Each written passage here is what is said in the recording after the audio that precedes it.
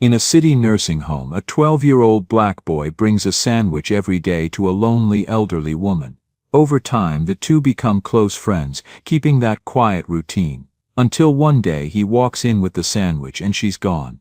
Before he can even process what's happening, sharp heels echo down the hallway, followed by a formal-looking entourage. And then, the woman leading them looks straight at him and says something that leaves him frozen. What's going on? Before we dive deeper into this story, let us know where you're watching from and don't forget to hype and subscribe for more heartwarming stories every day.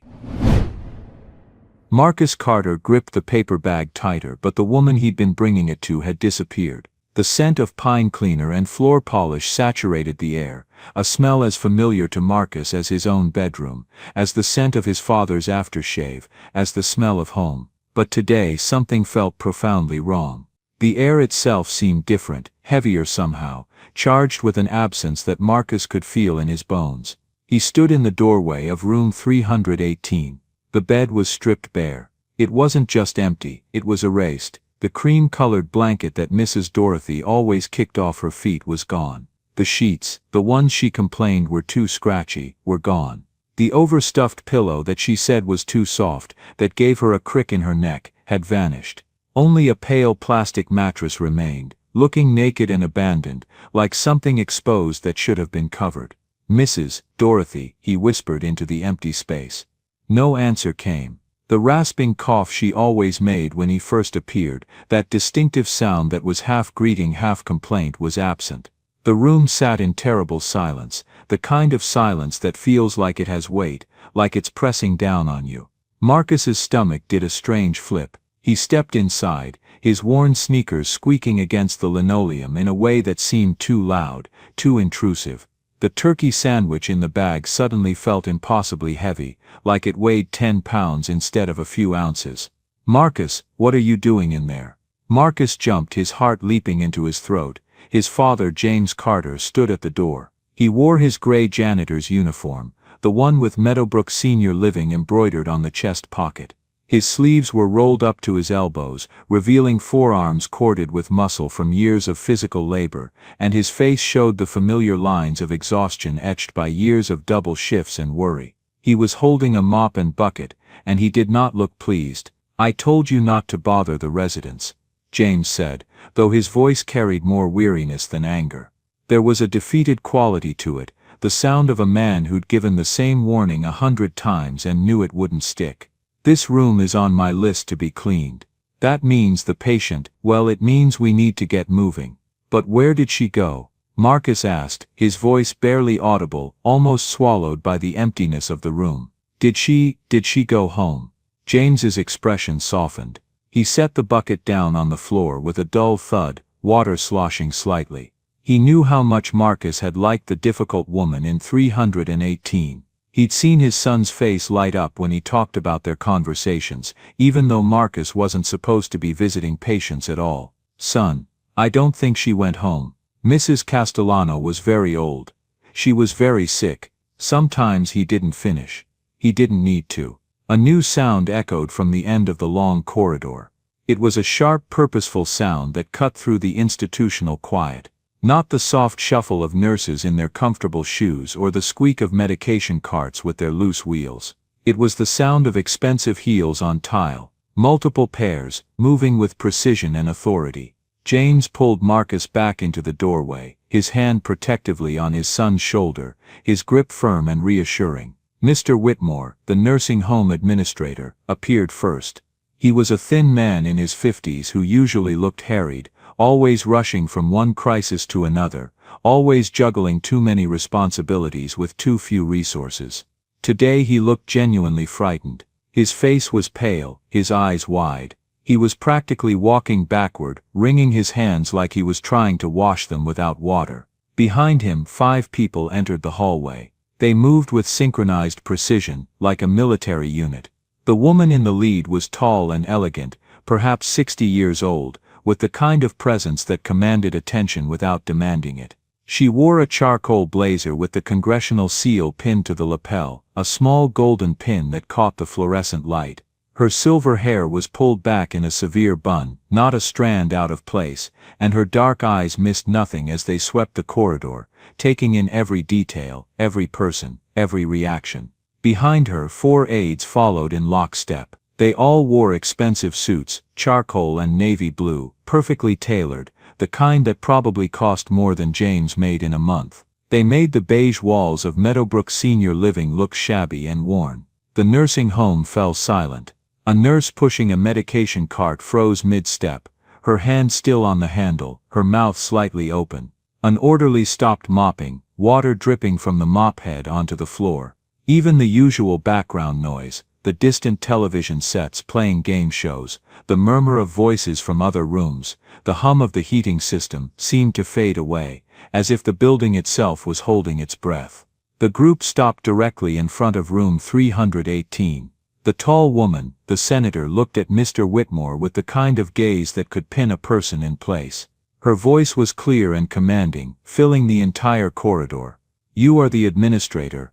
"Yes, Senator Harrison, ma'am," Mr. Whitmore stammered, his words tumbling over each other. We're so honored. We weren't expecting, we had no notice that you would be." "I am not here for honors," the senator said, cutting him off with the efficiency of someone used to controlling conversations. Her gaze swept the area. She saw James in his uniform, saw the mop and bucket, saw the institutional gray of his work clothes. And she saw Marcus hiding behind him, a small boy with messy black hair and wide, uncertain eyes. "I am here for Mrs. Dorothy Castellano." "Mrs. Castellano passed away this morning, ma'am." Peacefully, Mr. Whitmore said quickly. "At 6:47 a.m. We've begun the arrangements." "I see," Senator Harrison said, her jaw tightening for a single second. She gave a short, sharp nod. "Then I am here to execute her final instructions." "I was her attorney." "Her executor." She looked past the administrator. Her eyes landed on Marcus, and there was something in that gaze, recognition perhaps, or curiosity. James felt his son's hand grip his uniform tighter, the small fingers clutching the fabric. He tried to pull Marcus behind him, to shield him from this intimidating woman and whatever this visit meant, but the senator had already seen him. "I was told she had a visitor," Senator Harrison said. Her voice softer now but no less commanding. "A young boy, one who brought her sandwiches."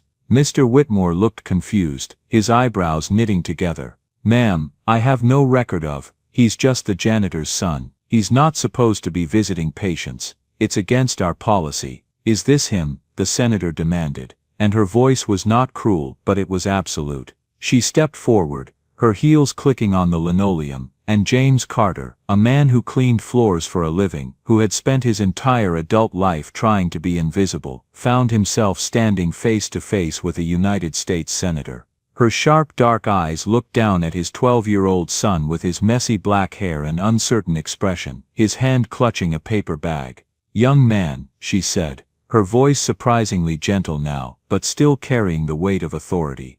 "Are you the boy who visited Dorothy Castellano?" Marcus swallowed hard, his throat felt dry. He looked up at his father, who gave him a small nod. "Yes, ma'am," Marcus said quietly. "I brought her sandwiches." Senator Harrison's face softened, just for a moment. Something that might have been sadness or relief or both flickered across her features. "Then you need to come with me," she said. "Both of you. We have matters to discuss." 3 months earlier, Meadowbrook Senior Living was Marcus's after-school prison, and he'd come to know every inch of it. It wasn't a terrible place. It wasn't one of those gleaming facilities from commercials with manicured lawns and smiling staff in crisp white uniforms. It was an old converted hotel from the 1960s that smelled of disinfectant, overcooked vegetables, and something vaguely medicinal that Marcus could never quite identify. It was a place of quiet, of long hallways with fluorescent lights that hummed constantly, creating a white noise that became so familiar you stopped noticing it. It was a place of people who looked like faded photographs, their features still visible but somehow less vivid than they must have once been. The building was 3 stories tall, shaped like an L, with the long wing containing resident rooms, and the short wing housing administration offices, the kitchen, and common areas. The walls were beige, that particular shade of institutional beige that seemed designed to be as inoffensive and unmemorable as possible. For the past 2 years, ever since his mother had passed from cancer, a quick, brutal illness that had taken her from diagnosis to death in less than 6 months, James Carter had worked double shifts. He cleaned floors at Meadowbrook from 6 in the morning until 2 in the afternoon. Then Marcus would take the bus from school and meet him. From 2:15 until 5 o'clock, Marcus would do his homework in the third-floor supply closet, while his father finished the evening cleaning rounds. The closet was his refuge. It was cramped, maybe 6 feet by 8 feet, smelled of paper towels and ammonia, but it was his. He sat on an overturned bucket, using a stack of folded towels as a desk. The light was a single bare bulb that cast harsh shadows, but it was enough to read by. His father was a good man and a hard worker. Everyone said so. James believed in rules. Rules kept you safe. Rules kept you employed. Rules kept food on the table and a roof over your head. Marcus had 3 rules, drilled into him until they were automatic. Be invisible. We're lucky Mr. Whitmore lets you stay here after school. Don't make him regret it. Do not touch anything. We can't afford to replace anything if you break it. Do not under any circumstances bother the residents. They're here for peace and quiet, not to be disturbed by a child. Marcus was good at following rules. He was a quiet boy with thick black hair that always needed cutting. He had watchful eyes, dark brown almost black, that took in everything. He observed the world like a scientist observing an experiment. He saw Mrs. Patterson, the head nurse, who always seemed stressed. Mrs. Patterson was in her 50s, heavy-set, with iron gray hair pulled back in a tight bun. She had a permanent furrow in her brow and was constantly scolding someone. This is a care facility, not a playground. She'd snap if she saw Marcus in the hallway. Children don't belong here. Then there was Eugene, the orderly. Eugene was a large, kind man in his 60s with dark skin and a deep voice who hummed old gospel songs while he worked. He would often accidentally leave a granola bar or an orange near the supply closet door around 3:30. Floor's dirty, better get that before I clean it up, he'd mutter, never looking at Marcus directly. Marcus's life was about being quiet, about not being a problem, about making himself as small and unobtrusive as possible. His father worked so hard. James's hands were rough and red from the cleaning chemicals, the skin cracked and dry despite the lotion he applied every night.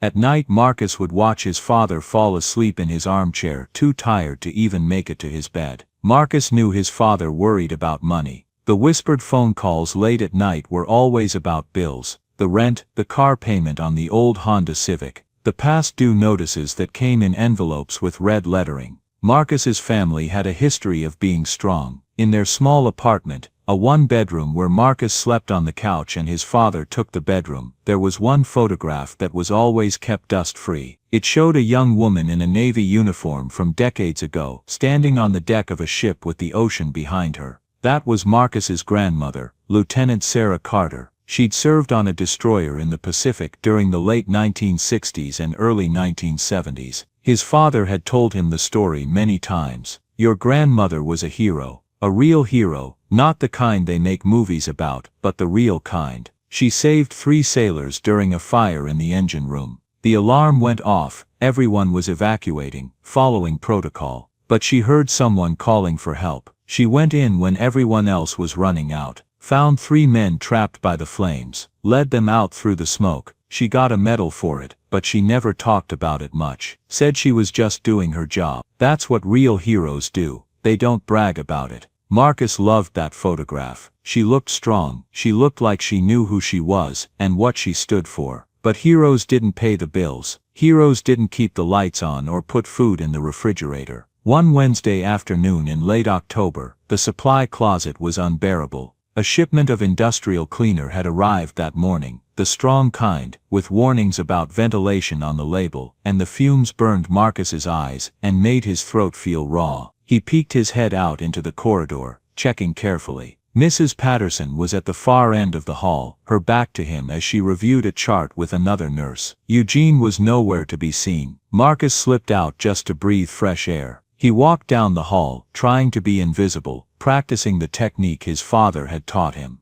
Walk close to the wall. Don't make eye contact. Move with purpose but not urgency. He passed room 312, Mr. Kowalski, a man who always watched cooking shows with the volume turned up too loud. No, no, no, too much salt. He passed room 316, Mrs. Yamamoto, a woman who did crossword puzzles all day and never spoke. And then he came to room 318. He'd passed it before, many times, but the door was always closed. Today it was open just a crack, and he heard a sound. A low, angry voice. "This is garbage," a voice barked. A woman's voice, rough with age but strong. "Absolute garbage. Take it away." A young nurse's aide backed out of the room holding a tray, her face bright red. Her hands were shaking slightly. She didn't like the meatloaf. The aide whispered to another nurse. "Nobody likes the meatloaf," the other nurse replied with a weary sigh. "But Mrs. Castellano doesn't have to be so nasty about it." Marcus looked at the tray. The brown lump of meatloaf was untouched, congealing in its own grease. So were the green beans and the mashed potatoes. Everything was untouched. He peeked through the crack in the door. Inside, an old woman sat in a wheelchair by the window. She was thin, frighteningly thin. Her silver hair was pulled back in a severe bun. Her face was a map of deep wrinkles. Her eyes were a fierce, penetrating brown. She looked like an angry hawk. She turned her head and saw him. Their eyes met. Marcus froze. "What do you want?" she snapped. Her voice was like gravel scraping concrete. "Who are you?"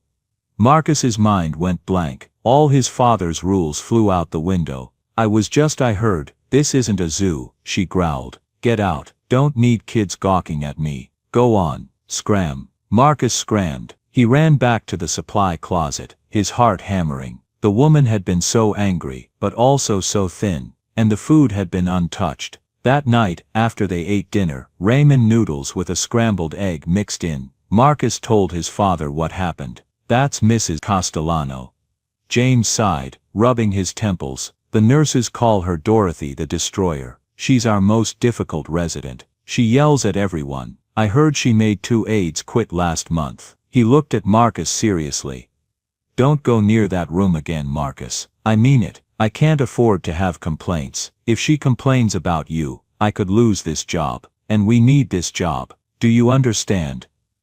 "I understand," Marcus said, but he couldn't forget. The tray, the untouched food. The next day he took the bus to the nursing home like always. In his backpack, he had his social studies book, his math homework, and a small paper bag. Inside the bag was half of a turkey sandwich from his own lunch. He went to his closet. He waited, watching the clock on his phone. At 2:30 he knew Mrs. Patterson was on her break. He slipped out of the closet. He walked down the hall. His legs felt like jelly. His heart was pounding. He stopped at room 308. The door was open a crack. He listened. He heard the low murmur of a television. He pushed the door open just an inch more. Mrs. Dorothy was in her wheelchair, facing the window. Her back was to him. She seemed to be dozing. He tiptoed in. The room smelled like old magazines and mentholated ointment. He held his breath, moving as quietly as he could. He reached the small table beside her chair. It was covered in pill bottles and tissues. He quietly, placed the half sandwich, still wrapped in wax paper, on a clean napkin. And he ran. He made it back to the supply closet, his heart pounding. He felt like a bank robber. He waited all afternoon, expecting his father to show up any minute. He expected Mrs. Patterson to call security. Nothing happened. The next day he was consumed by curiosity. He waited until 2:30. He went back to room 318. He peeked in. The sandwich was gone. The wax paper was still there, neatly folded, but the sandwich was gone. A small thrill went through him. He crept into the room. Mrs. Dorothy was in her bed this time, propped up on pillows, her eyes closed. He pulled the second half of his sandwich from his bag. He placed it on the napkin. As he turned to leave, her eyes snapped open. "You're the sandwich ghost," she grumbled. Marcus froze. I'm sorry, ma'am. I saw that you didn't eat." She stared at him. Her brown eyes were piercing. "Turkey."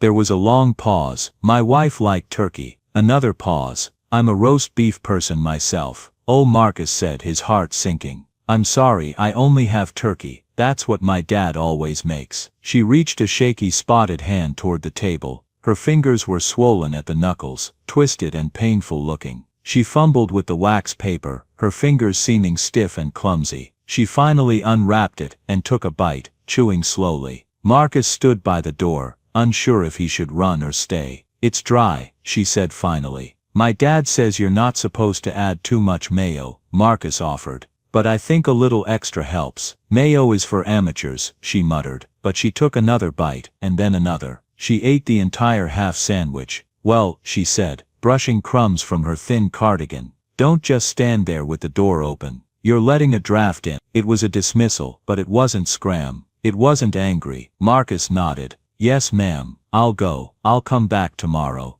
If that's okay, whatever, she said, turning to look out the window. Marcus left, closing the door gently behind him. It became their secret ritual. Every day at 2:30, when Mrs. Patterson was on her break and Eugene was downstairs, Marcus would bring her half of his sandwich. Sometimes it was turkey. Sometimes, if his father had a little extra money that week, it was ham from the deli counter. Once it was chicken salad, which she said was acceptable but too much celery. She never ever said thank you. Instead she would complain. This one's too salty. This bread is stale. Do you know how much sodium is in this? It's poison. But she always ate it, every bite. Sometimes she could manage it herself. Sometimes when her hands were particularly bad, swollen and red, and clearly painful, Marcus would hold it for her, and she would take small bites, never acknowledging what was happening, just eating in silence. She started talking to him, not about herself, not about her past. She would ask him about school. What are they teaching you now? You learning fractions? Yes ma'am, we're doing fractions and decimals. Waste of time, complete waste. No one uses fractions in real life.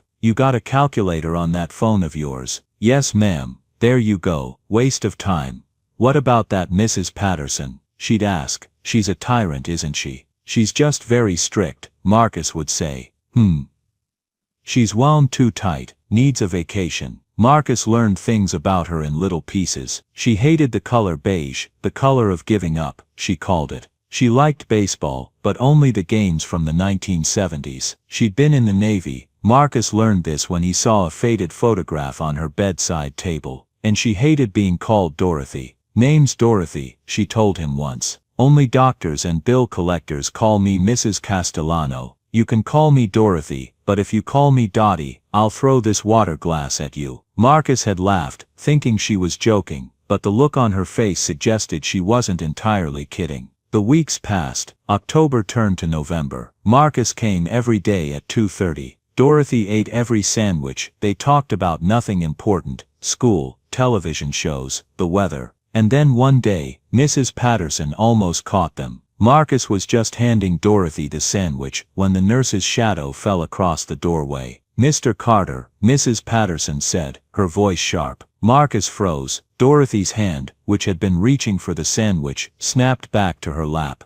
Your father is looking for you. You are not to be in this room. Residents are not a sideshow. Mrs. Castellano needs her rest. She's fine, Dorothy growled. She's not hurting anyone. Hospital policy, Mrs. Castellano, Mrs. Patterson said. No unsupervised children. Now Marcus, go. Marcus looked at Dorothy. She looked at him for a long moment, then looked away out the window. She looked small suddenly, vulnerable, alone. Marcus ran out, his face burning with shame. His father was waiting in the hallway, his face a mixture of anger. Marcus, what did I tell you? What did I tell you? What did I tell you? James's voice was shaking. Mrs. Patterson went to Mr. Whitmore. She said I can't control my own child. She said you're a liability. Do you know what that means? It means I could lose this job that keeps a roof over our heads and food on our table. Do you understand? This isn't a game, Marcus. This is our life. I'm sorry, Dad, Marcus whispered. Tears pricked his eyes.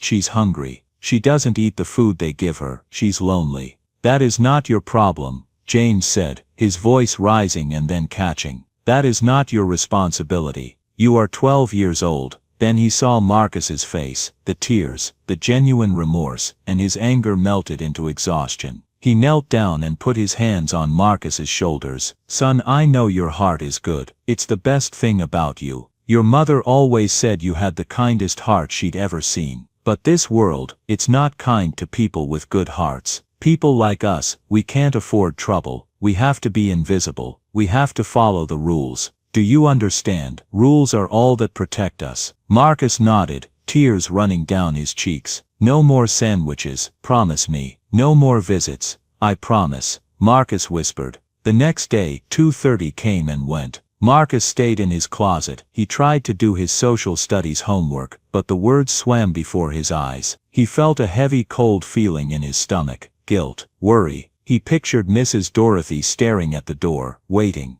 He lasted 2 days. On the 3rd day, he couldn't take it anymore. The guilt was like a weight pressing on his chest. He had his sandwich, he'd made it himself that morning, sneaking down to the kitchen before his father woke up, adding extra mayo because Dorothy had said the last one was too dry. He crept out of the closet. He checked the hallway carefully. It was clear. He ran to room 318. He slipped inside. Dorothy was in her wheelchair, staring at the door, like she'd been waiting. When she saw him, her whole face seemed to light up for just a second before the familiar scowl returned. "You're late," she barked, but there was no real anger in it. 3 days late. "I'm sorry," he said, crossing the room quickly, handing her the sandwich. "My dad, I got in trouble, big trouble. I'm not supposed to come here anymore. I promised I wouldn't, but I couldn't." "Yeah, well," she said, trying to unwrap the wax paper. "Trouble is part of life. You learn that when you get to be my age." She tried to unwrap the wax paper, but her hands were shaking more than usual.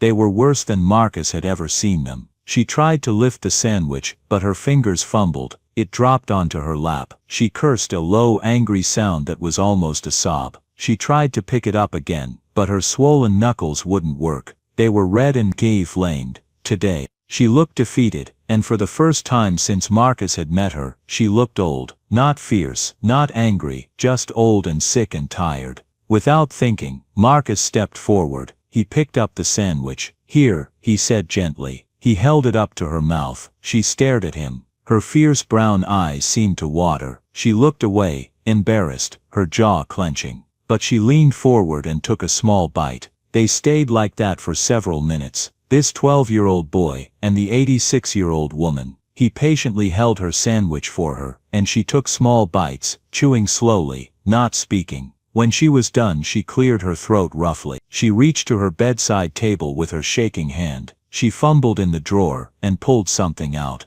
She pressed it into his hand. It was heavy and solid. It was a coin. Not like a quarter or any modern coin he'd seen. It was bigger, heavier, made of brass or bronze. It had an ornate design on it, an anchor and some kind of emblem he didn't recognize. "Found this," she grumbled, not meeting his eyes. "Don't need it, too old for trinkets. Go on, take it. A trade for the sandwiches. Fair's fair." Marcus looked at it. It was beautiful, the metal worn smooth in some places from handling. "Thank you, Mrs. Dorothy. This is don't thank me. It's just a piece of junk. Probably not worth anything. Just take it before I change my mind." She turned to the window. Marcus slipped the coin into his pocket, feeling its weight, and left quietly. That was yesterday, and today Marcus sat on the soft leather seat of a car that was nicer than any car he'd ever been in. The seats were cream-colored leather, butter soft. His legs were too short to touch the floor. His father sat beside him, stiff as a board, barely breathing. James was nervously picking at a loose thread on his uniform. He had tried to go home and change, but Senator Harrison had been polite but firm. "There isn't time, Mr. Carter. We can arrange for your things later. This cannot wait." Senator Harrison sat in the seat opposite them, her posture perfect. She had not spoken since they got in the car, instead looking at a tablet in her hands. The other 4 aides were in 2 other black sedans, one in front of them and one behind. "Where are we going?" James finally asked, his voice trembling. "If this is about a bill, I promise." Mrs. Castellano never wanted for anything. "Mr. Carter," the senator said, looking up from her tablet, "this is not about a bill. This is not about her care. Please try to relax. I know this is overwhelming." She looked at Marcus, and her expression softened slightly. Dorothy, Mrs. Castellano, was a very specific woman. Precise, meticulous. She made very specific, and some might say unusual, final arrangements. She looked at Marcus with something like curiosity mixed with respect. "She told me about you, you know. She called me 2 weeks ago. We had a long conversation." Marcus looked up surprised. "She did. She did. A very small smile touched the senator's lips. She called you the supply officer, said you ran a covert operation to keep her fed. Marcus felt his cheeks warm. She called me the sandwich ghost too. Yes, that too. She said you were the only person in that entire facility who wasn't afraid of her, who saw past the anger to what was underneath. She was just lonely, Marcus said simply. And her hands hurt. She had arthritis, I think. She tried to hide it, but I could tell. Senator Harrison's eyes widened just for a second. She looked at James with newfound appreciation. Sir, your son is very observant, very perceptive. You should be proud. I am, James said quietly, putting a hand on Marcus's shoulder. Every day. The car slowed. They were in a part of the city Marcus had never seen. The buildings were tall and made of glass and steel, gleaming in the afternoon sun. The car pulled into a private garage beneath one of the tallest buildings. The senator led them to a private elevator. The doors were polished brass. The elevator went up fast and silent, Marcus's ears popping. Numbers flashed on a small screen, 10, 20, 30, 40. They didn't stop until 52. The doors opened into an office, but it wasn't an office. It was a room so large it looked like a museum lobby. It was all dark wood paneling, thick burgundy carpets, and floor-to-ceiling bookshelves filled with leather-bound volumes. A massive window looked out over the entire city. Please sit, the senator said, gesturing to two chairs that looked like antiques. James and Marcus sat gingerly, afraid to put their full weight on the chairs. They looked tiny in the enormous room. Senator Harrison, James said, his voice small in the vast space. Please, I'm a simple person. I clean floors. This is a lot. What is this all about? The senator stood by her massive mahogany desk. James, may I call you James? Of course, ma'am. Please call me Catherine. I was Dorothy's attorney. Yes, I've been her attorney for 30 years, but I was also her friend. I was her last link to her old life. She paused. Dorothy Castellano was not a poor woman. She was not just some forgotten retiree living out her days in a budget nursing home. She was in fact one of the wealthiest women in this state. She built an empire in real estate development after she came home from the Navy in the 1970s. By the time she retired 20 years ago, her portfolio was worth hundreds of millions of dollars. James's jaw dropped, his face went pale. But she was in Meadowbrook, in a regular room. She wore the standard issue robe. She complained about the food. She had no visitors. She hated her family, the senator said. And the words were blunt and cold. She had a daughter, Margaret, who gave her 3 grandchildren. They are disappointments, all of them. They saw her as a walking checkbook. They wanted her money, but they didn't want her. They hadn't visited her in 7 years. 7 years. The senator's voice carried a sharp edge of anger now. So 3 years ago, Dorothy did something drastic. She liquidated most of her assets. She put everything into a private trust. She gave her family exactly what her daughter's prenuptial agreement required. A large sum, but a fraction of the total, maybe 5%.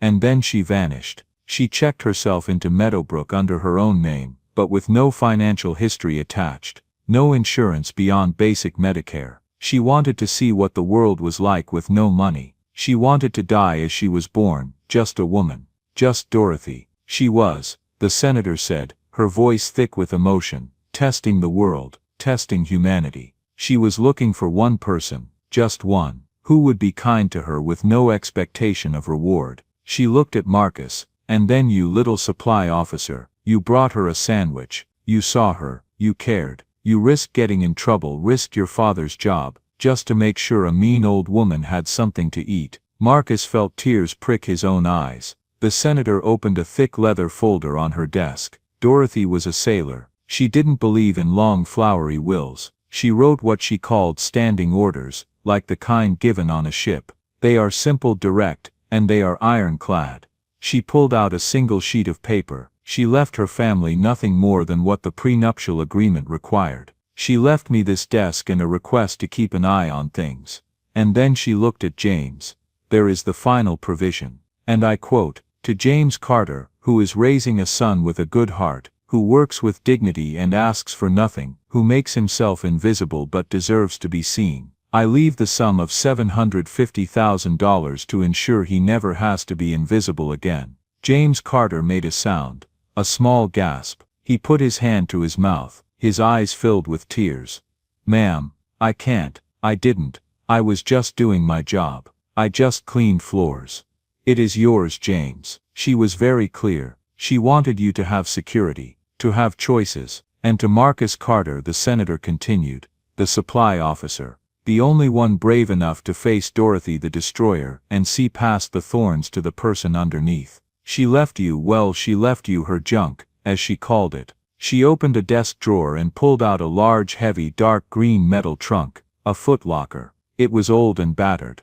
She also left you the contents of the trust, the full trust, a sum of approximately $42 million, to be managed by myself and Mr. Carter until you are of age. But Marcus wasn't listening to the part about the money. He was looking at the trunk. The senator placed it on the floor with a heavy thud. This, she said, kneeling beside it, was the real inheritance, the thing she cared about most. Marcus slid off the chair. He knelt on the thick carpet, on the side of the trunk. In faded white paint, stenciled in military block letters, was a name. He touched the letters, tracing them with his finger. L.T. S. Carter. But, that's my name. Marcus said, that's my last name. Not your last name, Marcus. James whispered, his voice choked with tears. That was your grandmother's. That was Lieutenant Sarah Carter's footlocker. Senator Harrison looked at Marcus, and there was such kindness in her eyes. Dorothy knew your grandmother. They served on the same ship, the USS Maddox, a destroyer operating in the Pacific during the Vietnam War era. They were in the same unit, served together for 2 years. Sarah, she saved Dorothy's life. There was a fire in the engine room during a training exercise. Everyone was evacuating, following protocol. But Dorothy had fallen, broken her ankle. She couldn't walk. The senator's voice caught. Sarah went back in. Everyone else was running out, but Sarah went back in. Through the smoke and flames. Found Dorothy, threw her over her shoulder, carried her out. Saved her life and 3 other sailors who were trapped. Nearly died doing it. They gave her the Navy Cross for it. Dorothy tried to find her family for years afterward. Tried to repay the debt, but Sarah was an orphan. Raised in foster care. She never knew she had children, had family. She died young. Complications from those same burns, believing she was alone in the world. But she wasn't. The senator said to Marcus, kneeling down to his level. She had a son, James. And she had a grandson, you. The moment Dorothy saw you, she said she knew. You have her eyes. The exact same eyes. And when you told her your last name was Carter, she knew. She knew she'd found Sarah's family. Marcus looked at the trunk. He looked at his father, who was crying quiet tears. He looked at the senator, who was smiling through her own tears. She wasn't just testing the world.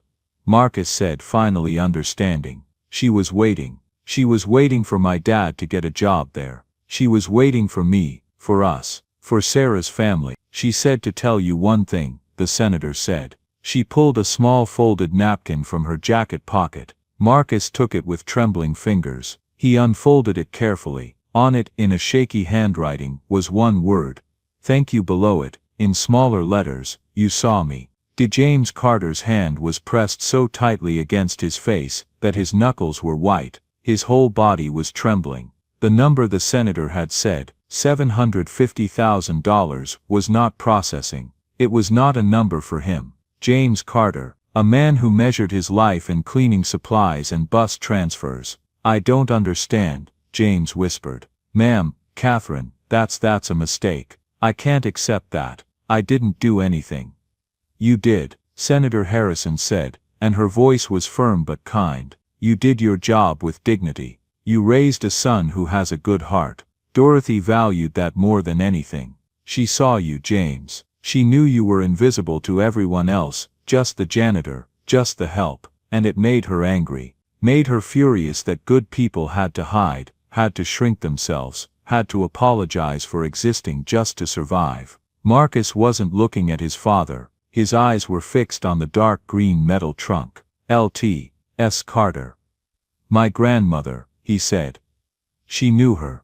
They were friends. They were more than friends, the senator said. She crouched down. She tapped the heavy latch on the footlocker. May I open it? Marcus nodded. The senator worked the latch. It was stiff from decades of disuse, but it finally sprang open with a loud clack. A smell wafted out. It was the smell of old canvas, old metal, and something faint and dry, like old paper and pressed flowers and memories. James moved closer, drawn by curiosity despite his shock. Inside, things were packed with military neatness. On top was a thick wool blanket. It was navy blue, the color faded. Marcus touched it. It was rough, not soft. The kind of blanket made for function, not comfort.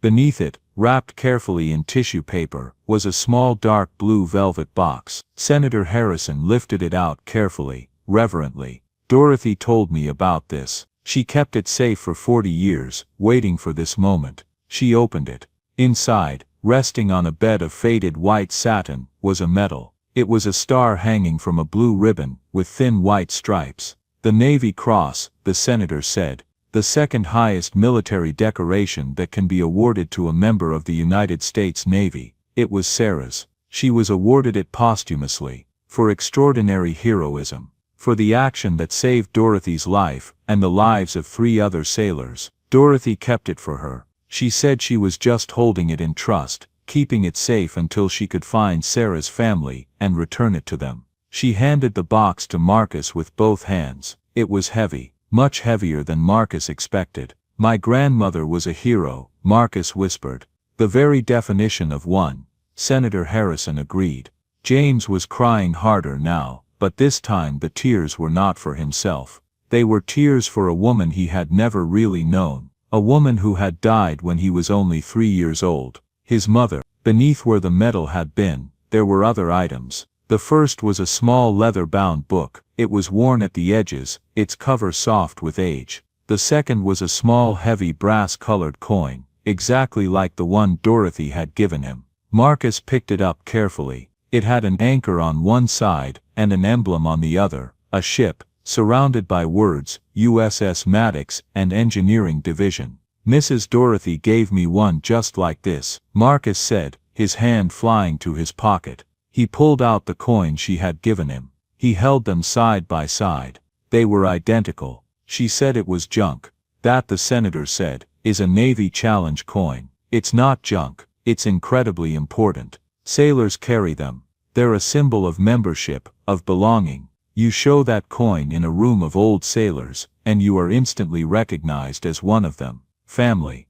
Dorothy gave you hers. She pointed to the one in the trunk. That one was Sarah's. Now you have both. You carry both their legacies. Marcus held one in each hand, feeling their weight. Finally he picked up the leather-bound book. A journal. He opened the cover carefully. The first page was written in beautiful old-fashioned cursive. July 12, 1968. Still raining. We've been in port for 3 days now, and the rain hasn't stopped. I hope we move out soon.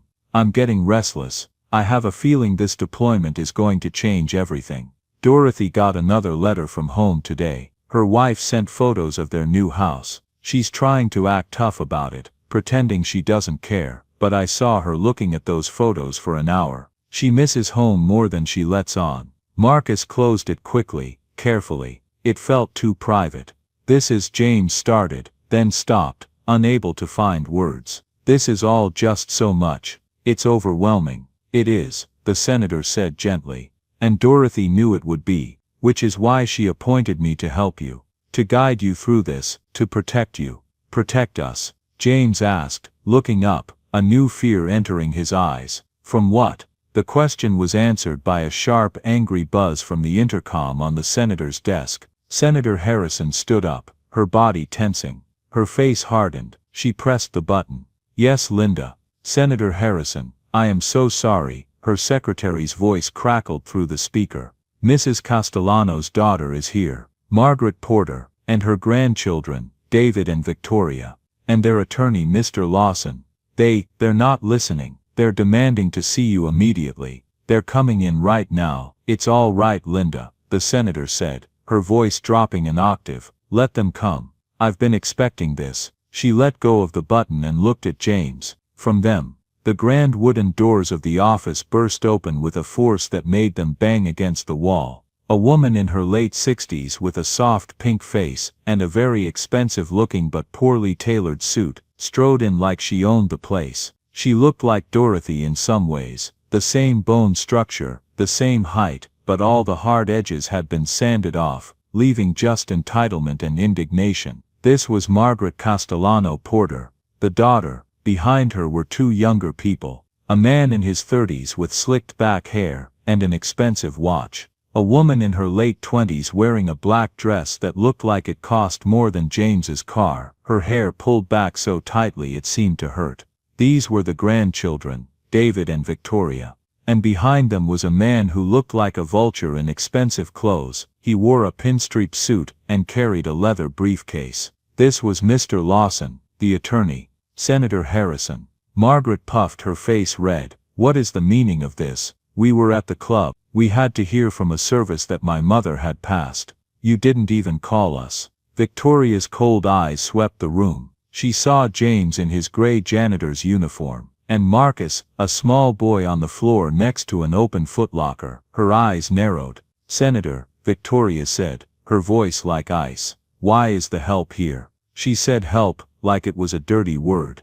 And why are they touching my grandmother's belongings? That footlocker belongs to the family. James stood up automatically, his body responding to years of conditioning. He automatically tried to move behind the senator, to become invisible. The senator did not move. If anything, she seemed to grow larger. Mrs. Porter, Mr. Porter, Mr. Lawson, she said, nodding to each in turn. Your mother and grandmother's passing was this morning at approximately 6:47 a.m. My first duty as her attorney and executor was to execute her final directives as she specified them, which I am doing. Her directive, Victoria snapped. Her directive was to call her family, her only family, her blood. On the contrary, the senator said, her voice flat, her explicit directive, and I have it in writing, notarized and witnessed, was to ensure you were not the first to be called. She did not want you at the facility. She wanted, and I quote, to die in peace without vultures circling. Margaret looked like she'd been slapped. She was senile, David said, stepping forward. She must have been. I'm her grandson, her blood. This is clearly some kind of mistake. That is a matter of opinion, the senator said coolly. It's a matter of fact, Lawson spoke up. He stepped forward, placing his briefcase on a nearby chair. Senator Harrison, we have just been informed of the will's primary provisions. This is a farce. A woman in a budget nursing home disinheriting her own blood. It screams mental incompetence. It reeks of undue influence. He stared with open contempt at James. We are here to inform you that we are contesting this will. We will be filing motions tomorrow morning to freeze all assets pending a full mental evaluation of the deceased, and we will be deposing everyone involved. The threat was clear. It was aimed directly at James. I didn't. James began, his voice barely audible. My son, he was just being kind. I didn't know. I thought she was just another resident. Your son, Victoria said, stepping forward. Yes, let's talk about him. How very convenient. My grandmother, a multimillionaire, suddenly befriends a janitor's child. How touching. How perfectly calculated. She turned to Lawson. How much did they pay him to cry at her bedside? How many sandwiches did they force-feed that old woman to gain her trust? I didn't. Marcus cried out, scrambling to his feet. She was my friend. She was lonely. She hated the meatloaf. Nobody visited her. Not you. Not any of you. Be quiet, child. Margaret snapped. This is grown-up business. This doesn't concern you. You be quiet, Marcus shouted. Even the senator looked at him with new respect. Marcus was not a lawyer. He was not rich. He was not experienced in the ways of the world, but he was 12, and his moral compass was simple and absolute. These people were bad. They were the bullies. You're the disappointments, he said, his voice ringing in the silent office. That's what she called you. The disappointments. Margaret's mouth fell open. Victoria's face turned from cold to white-hot rage. She said so, Marcus went on, pointing at them.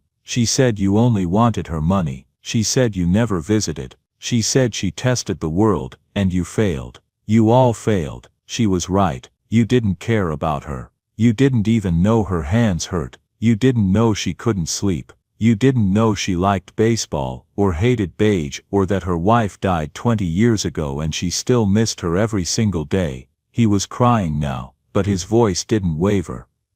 I was there. I saw her. Every day. She was all alone. She was sad and her hands hurt and nobody cared. But you didn't know that. You weren't there. You never came. Not once in 3 years. Victoria looked at Marcus, her face twisted with rage, then at the footlocker. She saw the journal. She saw the medal, and a new look of calculation entered her eyes. So, she said to Lawson, this is their play.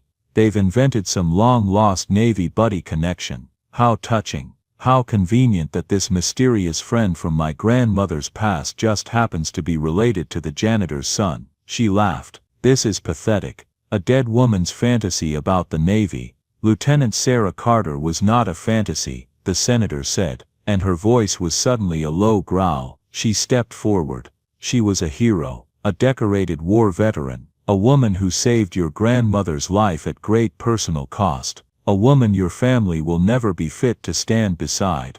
We'll see about that, Lawson sneered. A court will find this all very suspicious. A 12-year-old boy inherits a multi-million-dollar trust, based on some story about sandwiches and Navy buddies. I think not. He pulled a folder from his briefcase. We'll have this child on a witness stand. We'll have his father's entire life examined, every dollar he's ever earned, every bill he's ever been late on. By the time we're done they'll wish they'd never heard the name Dorothy Castellano. James was pale. He looked like he was going to be sick. This was his worst nightmare. This was the trouble he had spent his entire life trying to avoid. Senator, he whispered, please, please give them the money, all of it. I don't want it. I just want to take my son and go home.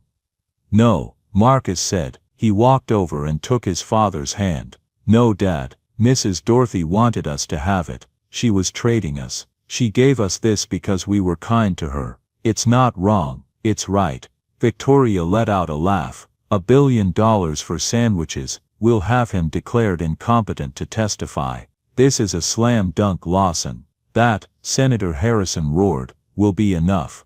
The Porters and their lawyer fell silent. Mr. Lawson, you will file your motions, and I will file my responses, but you will not threaten my clients. You will not intimidate a child in my office. She pointed to James and Marcus. These two people are the primary beneficiaries of Dorothy Castellano's estate. As such they are my sole focus. Dorothy, my client, my friend, was aware you would do this. She predicted it with perfect accuracy. She was not a foolish woman. She was not senile or confused. She was one of the most brilliant people I've ever known. And she prepared a defense. A comprehensive ironclad defense. She looked at Marcus. Marcus, look at the journal again. Inside the cover. The other notebook. Marcus looked confused. There's just He opened the leather journal carefully. Tucked inside the front cover was another book. A simple spiral-bound notebook. He pulled it out. That, the senator said, is Dorothy's journal. Not from 1968. From the last 3 years. The one she was writing at Meadowbrook. She wrote in it every single day. What she ate. Which nurse was on duty. What she watched. What medications she took. Her physical condition. Her mental state. She walked to her desk, and most importantly, who visited her. She opened the notebook to a marked page. She had it notarized every single week by a private notary I sent in. Every week for 3 years. A legal document. A 3-year-long record of her sound mind, her clear intentions, and her observations, and of your absolute total complete abandonment. That journal, Lawson said, but his voice had lost some of its confidence, could have been written by anyone. It was witnessed, the senator said, cutting him off. Every page. By the notary, by me, by 3 different handwriting experts, by doctors who examined her mental state quarterly. We have medical records, cognitive assessments, psychiatric evaluations. all showing a woman of sound mind making clear rational decisions. She pulled more documents from her folder. We also have video depositions. Hours of them. Dorothy giving testimony about her mental state, her intentions, her reasons. Explaining in her own words why she made the choices she made. Victoria's face went pale. That is the arsenal, as Dorothy called it. That is what we will present in court. And Mr. Lawson, I guarantee you, when a jury sees video of Dorothy Castellano, lucid, articulate, explaining exactly why she chose to leave her money to people who showed her kindness rather than family who abandoned her, they will not be sympathetic to your cause. She closed the folder with a sharp snap.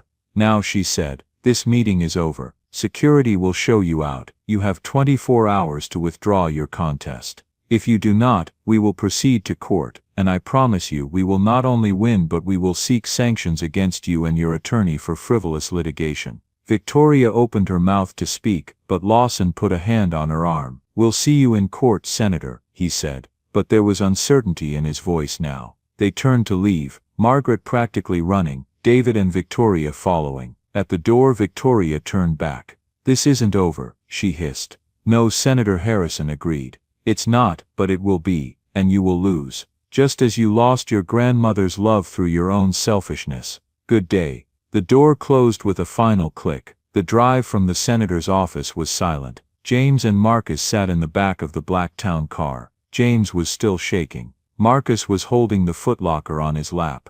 I'm sorry, Dad, Marcus said after a long silence. Sorry for what, son? For getting us in trouble. For starting all this. James looked at his son. Really looked at him, saw the Navy Cross in its blue velvet box, saw the challenge coins, 2 of them, one from each woman who'd served together, saw the journals that contained history and love and memory, and he felt something shift inside him. A weight lifting, a fear dissipating. It was a strength he didn't know he had. It was the strength Lieutenant Sarah Carter must have had, the strength Dorothy had, the strength to stand up, to be seen, to claim space in the world. Don't you be sorry, James said, and his voice was stronger now. He took his son's hand.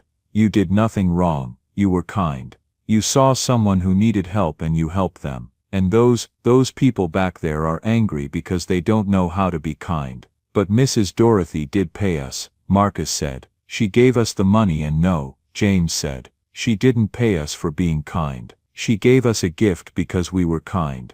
There's a difference. Payment is transactional. A gift is, it's something else. It's gratitude. It's love in a way. The car was not going to their apartment. James had noticed but hadn't said anything.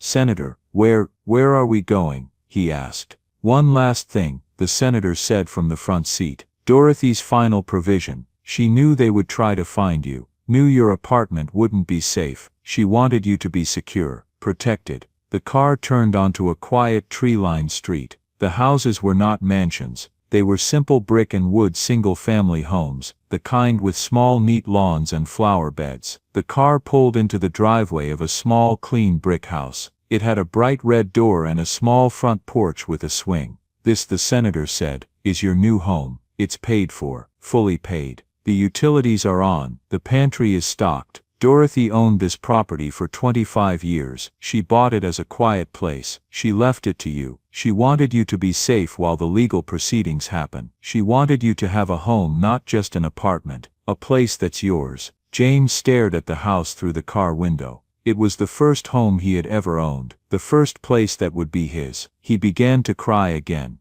but this time they were different tears. They were tears of release, of a dam breaking, a dam of fear that had held for years, of rent payments and late notices, and the constant terror of homelessness, of trying to be invisible, of apologizing for existing. It all washed away. That night, Marcus sat on the floor of his new room. It was bigger than his old room. It had carpet, soft cream-colored carpet, and walls painted a pale blue. He put the footlocker at the end of his new bed. He opened the spiral notebook, Dorothy's journal from Meadowbrook. He read the first entry, August 3rd. The new place is as bad as I'd hoped. The meatloaf is a crime against humanity. The walls are beige. I hate beige. It's the color of giving up. No one has visited. Not Margaret. Not the grandchildren. Good. I don't want them here. I want to be left alone. I want to find out who I am without the money, without the name. He turned the page. August 4th. Still no one. Margaret has not called. David has not called. Victoria has not called. They don't know I'm here. They just know the money is gone. That's all it took to make them disappear. 2 days, they showed their true colors faster than I expected. Good, now I know. He skipped ahead, pages and pages of the same observations. Complaints about food, notes about nurses, but always no visitors, no family, no one. Then he found a new entry. 3 months ago, October 15th, a ghost came today. A small boy with dark hair and watchful eyes. He was peeking through my door. He looked scared but curious. I told him to scram. He scrammed. Good instincts. The next day, October 16th, the ghost came back. He didn't come in this time, but he left something on my table. A sandwich. Half a turkey sandwich, wrapped in wax paper. I didn't eat it at first. Thought it might be poisoned, but I was hungry. The food here is garbage. I ate it. It was dry but real. Someone's homemade lunch. Why would a child give me his lunch? Marcus smiled, tears running down his face. He kept reading. October 17th. The ghost came again. This time I was awake. I asked him why. He said I looked hungry. He said I didn't eat the food they bring. He's observant. I like that. Reminds me of Sarah. She noticed everything too. October 20th. His name is Marcus. Marcus Carter. When he told me his name, I almost had a heart attack. Could it be, after all these years, could Sarah have had family? I need to investigate. October 25th. I called Catherine, had her look into it. Marcus Carter, son of James Carter, grandson of Lieutenant Sarah Carter, USN. It's her, it's Sarah's family. They're here. Sarah's grandson has been bringing me sandwiches. The universe has a sense of humor. Or maybe it's Sarah, watching from wherever she is, making sure her family found me. October 30th. I've made my decision, changed my will today. Catherine thinks I'm crazy, but she'll do it. I'm leaving everything to them. To Sarah's family, to the people who showed kindness without knowing who I was. This is how it should be. This is how Sarah would want it. Marcus closed the notebook carefully. He had his friend's voice back. He could hear Dorothy in every word, the anger, the loneliness, the sharp humor, the hidden kindness. And he knew holding that book, sitting in this room that was now his, that they were going to be okay. 8 months later, the new wing of the Meadowbrook Senior Living Facility was dedicated. It was not called the Castellano Wing. Dorothy had been specific about that. It was called the Carter Castellano Friendship Wing. The walls were no longer beige. They were a warm bright yellow. The meatloaf was gone, replaced by a real chef. The nurses, including Mrs. Patterson, had new equipment and a scholarship fund for their children. There was a new library, a meditation garden, and a music room. James Carter stood at the podium in the lobby. He wore a simple blue suit, his first suit. He was on the board of directors now. He was nervous, but he did not tremble the way he used to. "My name is James Carter," he said. "I used to work here. My job was to clean these floors. My job was to be invisible, to not be seen or heard." He looked at the crowd. He saw Eugene smiling. He saw Senator Harrison. He saw nurses and doctors and residents. "A woman I knew," he continued. "A woman named Dorothy. She saw me. She saw my son. She saw past our circumstances to who we were as people. She taught us that kindness is not a weakness, that being seen is not a danger, that we all deserve to take up space in this world. This wing is not about money. It's not about inheritance or wills. It's about something simpler. It's about a trade. A sandwich for a friendship. A small act of kindness that changed everything. Today we open this wing to honor her. To honor my mother, Lieutenant Sarah Carter, who saved Dorothy's life 40 years ago. And to honor every resident here, to let you know," his voice caught. "We see you, you matter, you are not invisible." The crowd applauded. Later Marcus sat in what used to be room 318. It was not a patient room anymore. It had been converted into a library and reading room. The green footlocker, Lieutenant Sarah Carter's, was in the corner, in a glass display case. Beside it was Dorothy's powder blue cardigan and the spiral-bound journal. Marcus was reading from his grandmother's leather-bound journal to a small group of residents who gathered there every Thursday afternoon. Eugene sat in the back. "Listen to this one," Marcus said. "August 22, 1968. My feet are soaked from the storm, but Castellano, Dorothy, she found a dry pair of socks for me somehow. She just showed up at my bunk with them, tossed them at me without a word. When I tried to thank her, she said, "Don't get emotional. We look out for each other. That's how this works." She's gruff and she swears like a sailor. Well, she is a sailor, but she's a good soul. The best kind of friend. Eugene smiled, wiping his eyes. She sounds like a crank. She was. Marcus smiled back, looking at the photograph on the wall, a picture of Dorothy and Sarah together on the deck of the USS Maddox, both in uniform, both young and strong and smiling. But she was our crank. He looked at the wall where a new brass plaque had been mounted. It just said, "In memory of Dorothy Castellano and Lt. Sarah Carter, USN Friends Across Time. We look out for each other. That's how this works." Below it in smaller letters, "This wing was made possible by their legacy of kindness." That evening Marcus and James sat in their living room in the brick house with the red door. The house that was theirs, really theirs. James was reading a book. He'd started reading again. Marcus was doing homework. "Dad," Marcus said, looking up. "Yeah, son, do you think Mrs. Dorothy knows that we did what she wanted, that we're taking care of people the way she wanted?" James set down his book. He thought about it carefully. "I think she does. I think maybe she and your grandmother are somewhere watching, having a laugh about how it all worked out." "What do you think they're saying?" James smiled. "Probably something like, 'Took them long enough to figure it out.'" Marcus laughed, then his expression grew serious. "I miss her. Is that weird?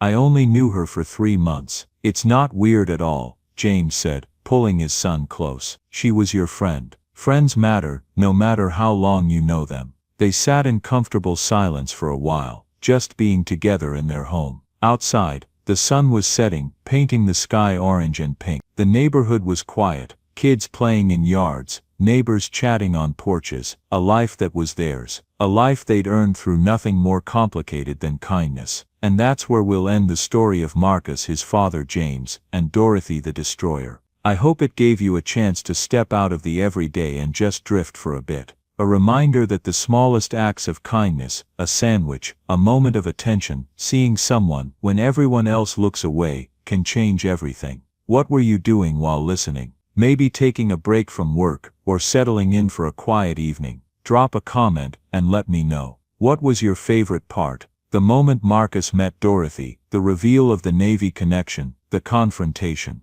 And if you want to make sure we cross paths again, hitting that like button and subscribing makes a huge difference. Thanks for being here. Thanks for listening, and remember, you never know when a small act of kindness might change someone's entire world. We'll see you next time. Join us to share meaningful stories by hitting the like and subscribe buttons. Don't forget to turn on the notification bell to start your day with profound lessons and heartfelt empathy.